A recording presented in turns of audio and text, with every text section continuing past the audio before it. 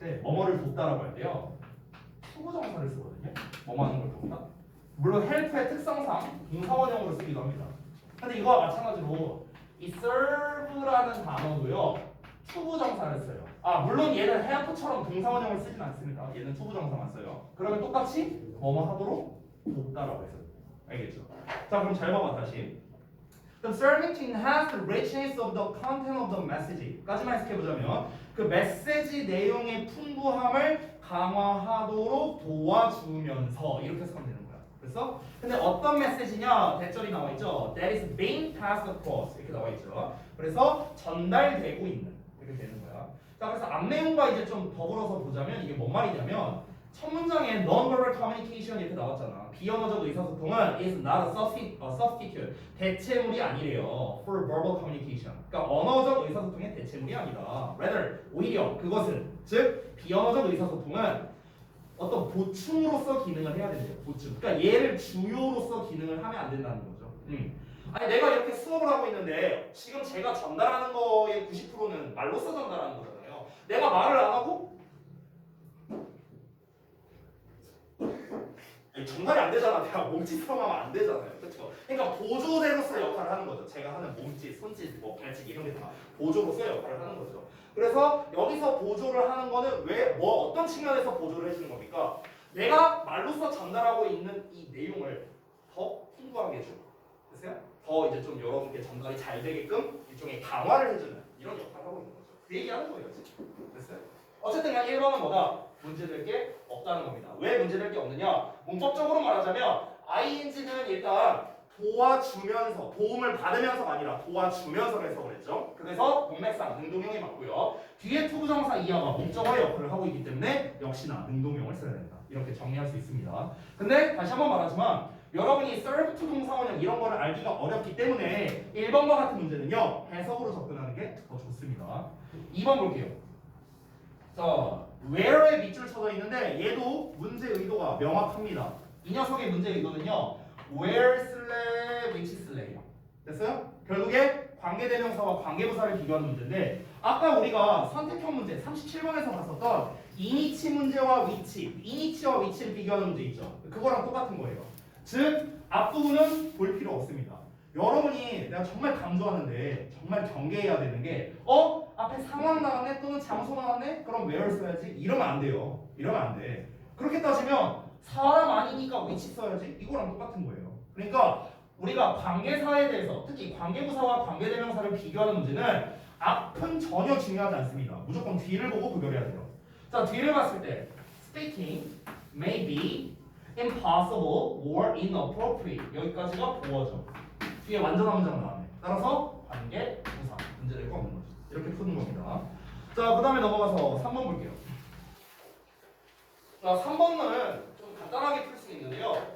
바로 앞을 보면은 will help 동사가 일단 나와 있기 때문에 동사 자리가 아니야. 근데 여러분 잘 알고 있다시피 help는 help 목적어 동사원형과 같은 오형식 구조로 쓸 수 있죠. 물론 투부정사도 가능합니다. to get으로 써도 되고 get으로 써도 되죠. 따라서 3번 문제될 거 없다. 이렇게 빠르게 풀 수 있죠. 자, 그 다음에 4번 볼게요. 자, 여러분, 요것도 좀 잠깐 말씀드릴게요. 잠깐 보시면 아까 전에 우리가 대세 밑줄 쳐져 있는 문제들이 있었어요. 근데 이거는요, 대세 밑줄 쳐져 있을 때는 문제 의도가 좀 많거든요.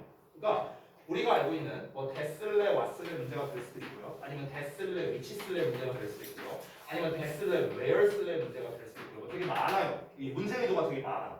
그런데 왓에 밑줄 쳐져 있는 건 사실상 왓이냐 대시냐밖에 없어요.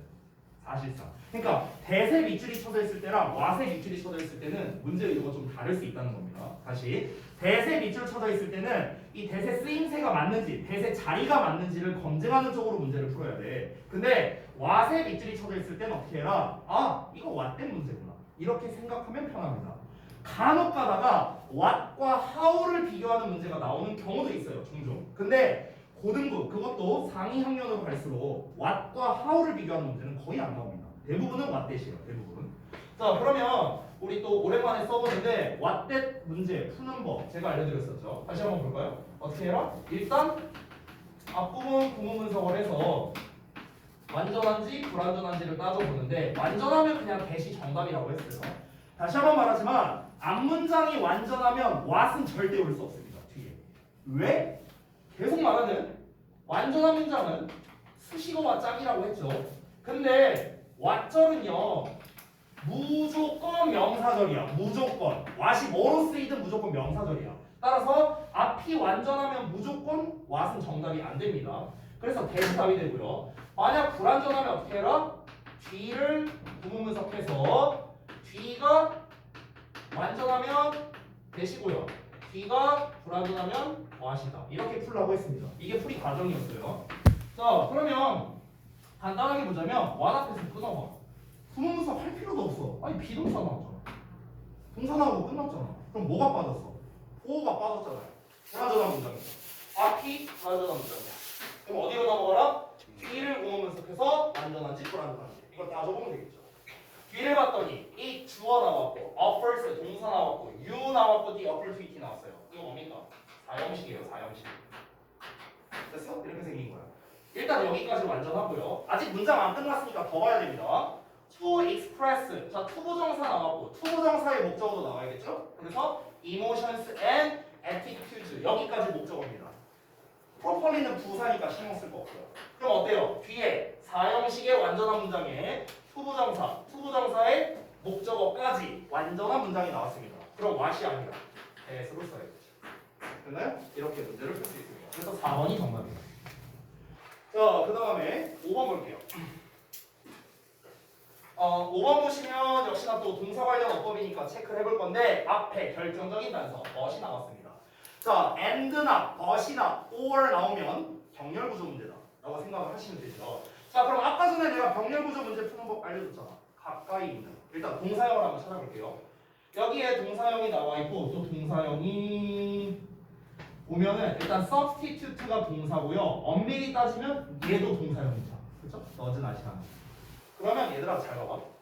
만약에 substitute이랑 짝이면요 해석이 어떻게 되는 거냐면 그것은 substitute 하지 않고 complement 하지도 않는다 이렇게 해석이 되는 거야. 됐어? 근데 만약에 얘가 더즈랑 짝이면 그것은 substitute를 하지 않고 complement를 한다라고 해석해야 되는 거야. 이해돼요? 뭔 말인지? 이해돼? 얘네 둘이 짝이면 얘 앞에 더즈낫이 생략됐다는 거잖아. 그러니까 부정문을 해석해야죠. 근데 얘네 둘이 짝이면 얘 앞에 생략된 건 이시잖아. 그러니까 긍정문을 해석이 돼야 되는 거죠. 됐어요? 이해됐어요? 뭔 말인지? 근데 솔직히 말하면 이거 해석 안 하고도 풀 수 있어요. 어떻게 풀 수 있냐면요. 제가 여기 나 보이죠? 여기 but 보이죠? 이게 뭐예요? not a but b거든요. not a but b. 우리가 not a but b를 쓸 때 흔히 but 뒤에다가 whether라는 단어를 쓰기도 해요. 강조하려고요. 그러니까 a가 아니라 b다잖아. 근데 여기서 whether를 써서 강조해 주는 거예요. a가 아니라 오히려 b다. 이렇게 이제 해석이 되는 겁니다. 그러면은 a가 아니라고 했잖아요. a가 아니고 b가 맞다잖아요. b가 맞다라는 말을 해야 되니까 여기서 얘는요 요놈과 짝을 지어야 되는 거예요. 얘가 맞다라고 해야 되잖아. 만약 둘을 짝 지어버리면 어떻게 됩니까? 여기 s를 빼버리면은 얘가 아니라 얘가 아니다 이렇게 돼버리는 거야. 말이 이상하잖아. 얘가 아니라 얘가 맞다라고 해야지. 얘가 아니라 얘가 아니다 하면 말이 안 되잖아요. 그렇죠? 그렇기 때문에 우리가 논리 구조상 이거는 무조건 더즈랑 짝이라는 걸 알 수 있어요. 그래서 s를 붙인 게 맞다. 이렇게 풀 수 있는데 확실하게 하려면 해석을 해보면 되겠죠. 자, 해석을 해보자면 so again 따라서 다시 말하면 it does not substitute 그것은 대체하는 게 아니다. 여기서 그것은 non-verbal communication이에요. 비언어적 의사소통. 비언어적 의사소통은 대체하는 게 아니야. 뭐를? verbal communication. 언어적 의사소통을 대체하는 것이 아니라 오히려 그것을 보충해주는 역할을 한다. 이렇게 정리가 마지막에 나와 있죠. 그래서 5번은 does와 짝이기 때문에 s를 붙여야 된다. 그래서 문제될 경우다. 이렇게 풀 수 있습니다. 이해되셨죠? 자, 그러면 시간이 꽤 지났으니 잠시 쉬었다가 테스트를 해보겠습니다. 뒤에 꺼줘. 네. 뭐야?